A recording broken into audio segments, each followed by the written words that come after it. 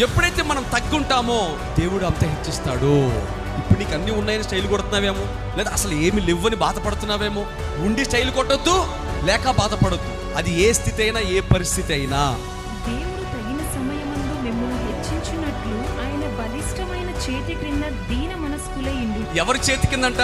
బలిష్టమైన ఆయన చేతి కింద ఉండాలి.